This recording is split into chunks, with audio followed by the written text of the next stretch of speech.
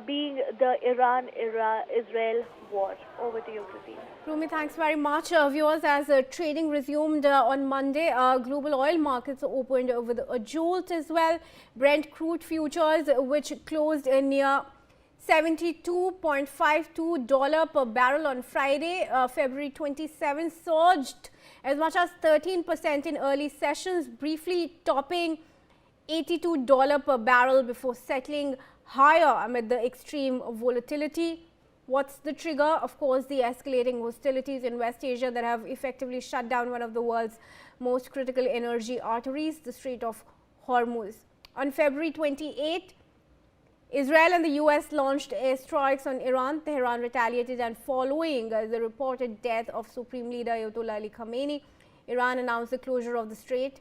Shipping activity in the waterway dropped 40 to 50% almost immediately, with vessels fleeing the area and reports of attacks on tankers near the entrance. There is no minor disruption.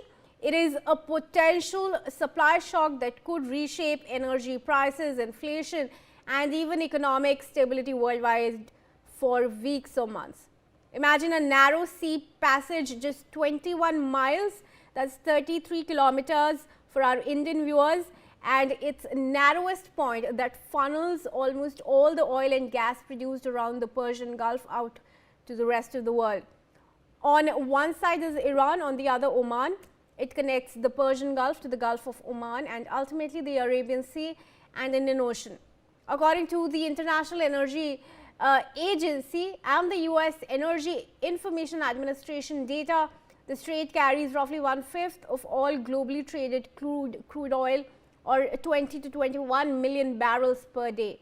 That includes exports from Saudi Arabia, which is the world's largest exporter through the strait, the UAE, Kuwait, Qatar, Iraq, and Iran itself.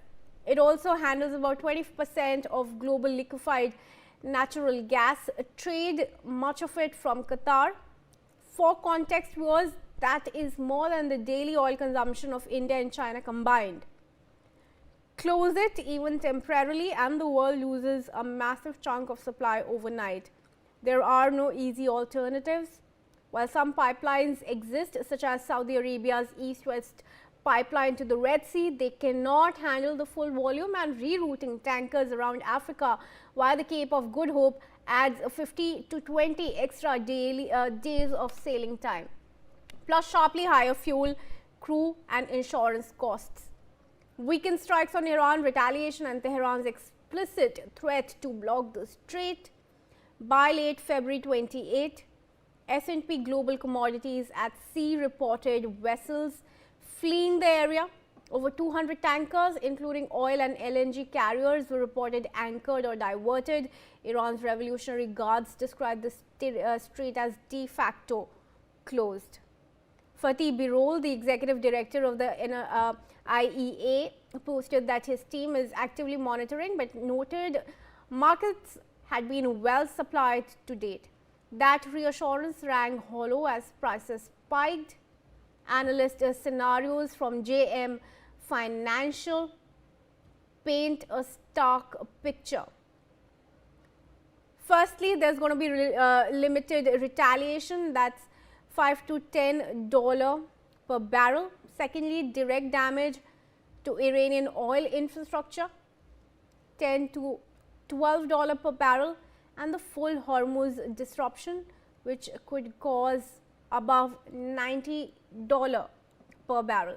There is a broader regional war beyond $100 per barrel. Other analysts on March 2 also echoed this.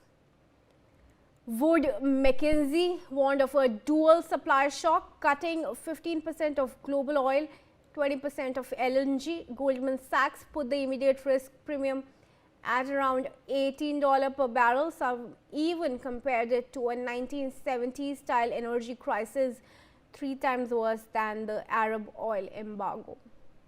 For Indian readers, the stakes are direct and painful. ICRA has said that in financial year 2025, about 50% of India's crude oil imports and 54% of its LNG imports pass through the Strait of Hormuz. India cannot quickly switch all that supply. While alternative sources exist, like the US, South Africa, America, they are more expensive and would balloon the country's import bill at a time when the rupee is already under pressure. Higher crude prices feed straight into petrol, diesel and cooking gas costs, pushing up inflation. ICRA chief economist has warned that the escalation will affect India's macros, fuel-driven inflation, the twin deficits, current account and fiscal, and even remittances from West Asia.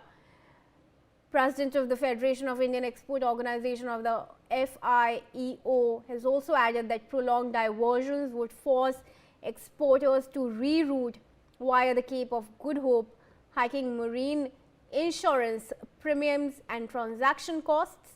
Indian exporters using the Suez-Red Sea route would also face indirect blockage.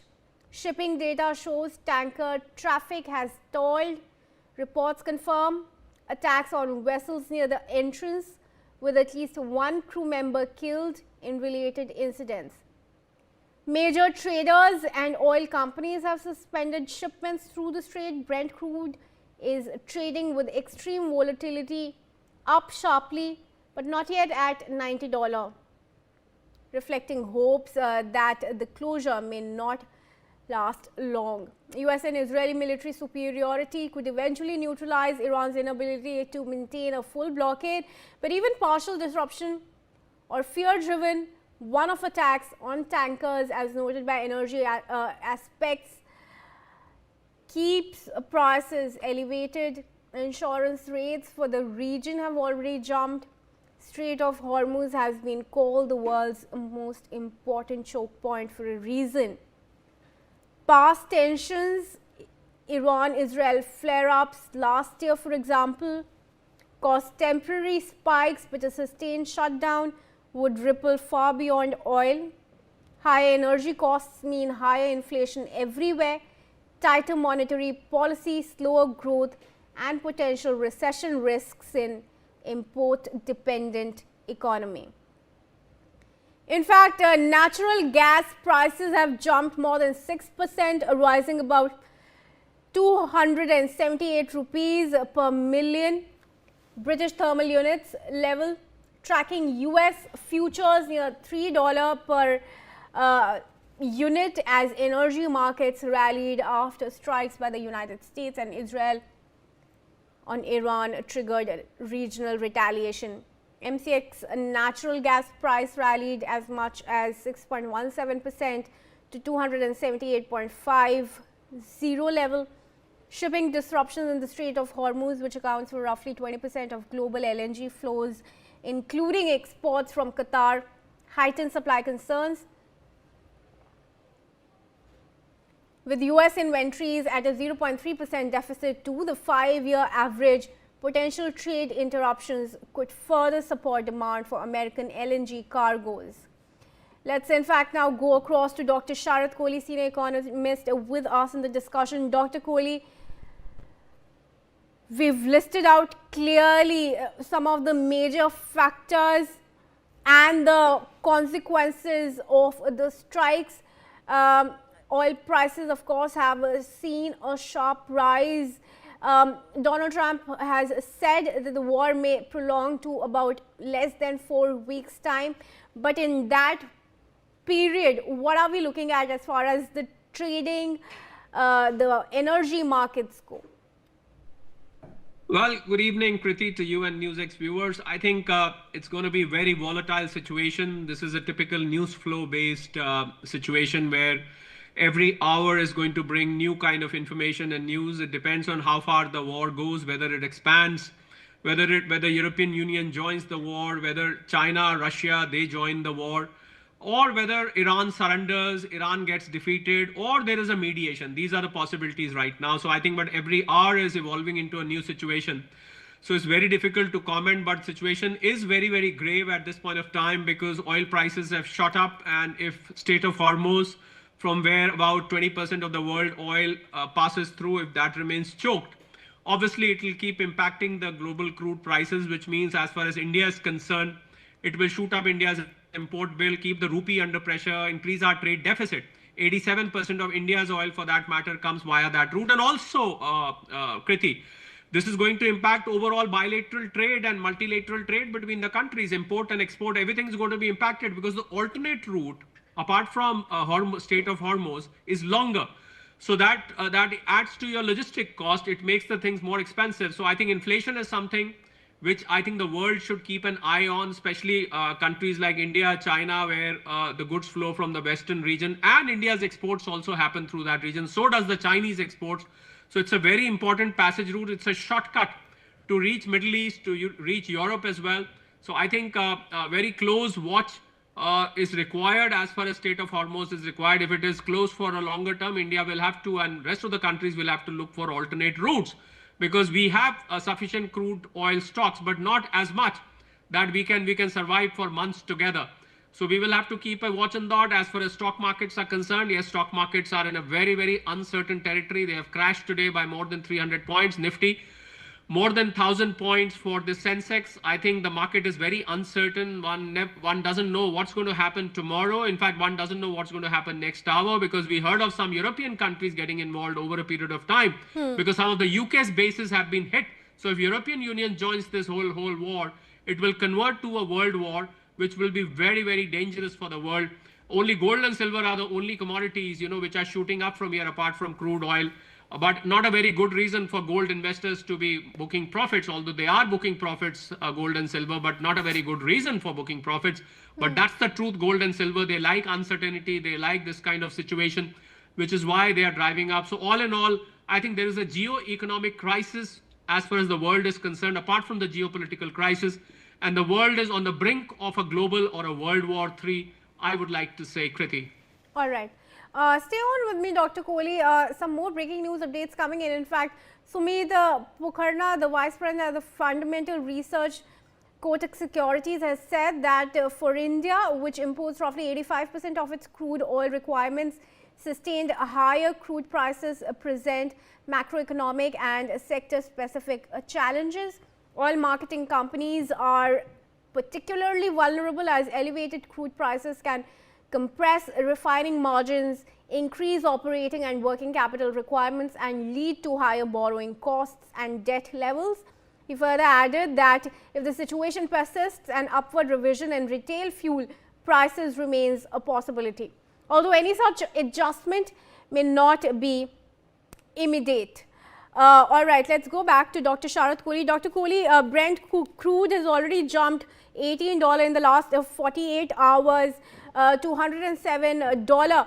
If Iran continues to block the Strait of Hormuz, how fast could we see the price rocketing to $130 or $150? Well, it all depends, Kriti, on the length, which we are looking at. How long does the war go on for? Because if it continues for longer, obviously the price will shoot up. Although OPEC had spoken about increasing the production earlier, but then in this situation, whether OPEC, when the oil refineries are being hit, whether OPEC will be able to, even Aramco, one of the biggest suppliers and refiners in Middle East belonging to Saudi Arabia, even that has been hit. So I think OPEC's decision to increase the supply will not have any impact. So yes, as I said, the longer this crisis continues, the more pressure this will put on the supplies, and the prices will shoot up. Let's hope it doesn't go beyond $80, $85. If it goes to $100, even the oil companies in India may have to take a decision to probably increase the prices of petrol and diesel, which would mean a cascading inflation impact. So all depends, as I said, Kriti, on the length of this war, on how far the war, many possibilities. Iran surrenders, Iran gets defeated, there is a mediation, there is a reconciliation, there is a ceasefire call, whatever, But as of now, there seems to be no respite, because it seems to be a blood for blood kind of an approach, where Iran is recklessly shooting missiles, and so is US and Israel. They are dropping bombs on Iran. So I think situation is very evolving. It's very dynamic, very hard to comment where things are going to go. The way things are as of now, I do see crude oil prices going up, stock markets falling, gold and silver prices going up. All right, Dr. Kohli, stay on. Viewers, in fact, let's also tell you that according to reports now, Saudi